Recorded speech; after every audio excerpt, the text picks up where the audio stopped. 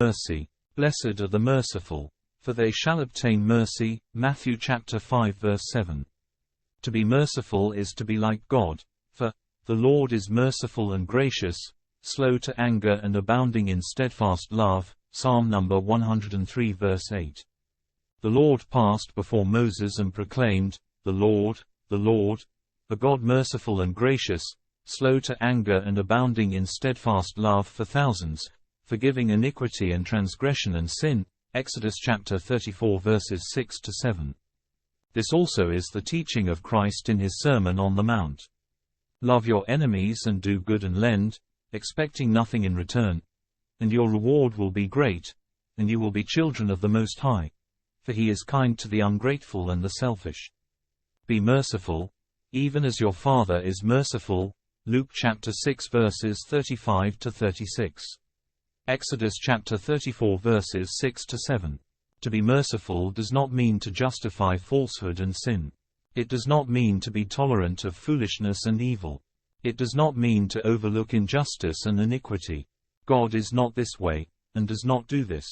To be merciful means to have compassion on evildoers and to sympathize with those who are caught in the bonds of sin.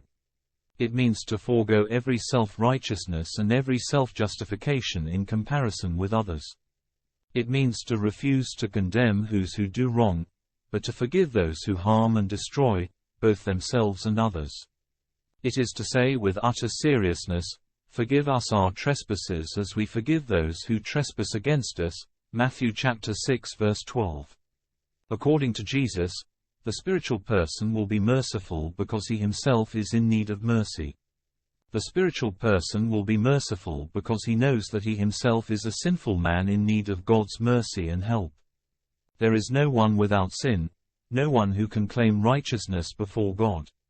If one claims to have no sin, says St. John, he is a liar, and makes God a liar as well.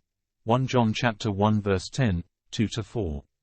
The spiritual person, because he is in union with God, acknowledges his sin and his need for forgiveness from God and from men. He cannot condemn others for he knows, but for the grace of Christ, that he himself stands unworthy and condemned. If thou, O Lord, shouldst mark iniquities, who could stand? But there is forgiveness with thee that thou mayst be feared. Psalm number 130 verses 3 and 4. The merciful person is merciful toward himself as well as others. This does not mean that he makes light of his sins and takes God's forgiveness for granted. It means rather that he does not plague himself with neurotic guilt and remorse, surrendering to sinful scruples which are the death of the soul. It means that he trusts in the loving kindness of God and knows, as St. Paul has said, that no works of his own will ever deliver him from the need of God's mercy and love. For by grace you have been saved through faith, and this not your own doing, it is the gift of God, not because of works, lest any man boast.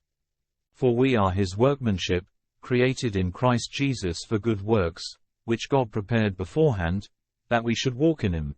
Ephesians chapter 2 verses 8-10. Thus it is the continual reception of the mercy of God and nothing else which empowers the soul to good works. And it is only the merciful who attain mercy from God. For all eternity man will be at the disposal of God's mercy. At whatever stage of development he will reach, man's prayer will always remain the central prayer of the Church: Lord, have mercy on me, a sinner. The holier the person, the greater is his sense of sinful unworthiness, the stronger is his dependence on the mercy of God, and the more he is merciful to the weaknesses of others. If you enjoyed this talk, consider subscribing to this channel and click on the notification bell, then you will know when new content is added to this playlist. Thank you for listening, and have a blessed day.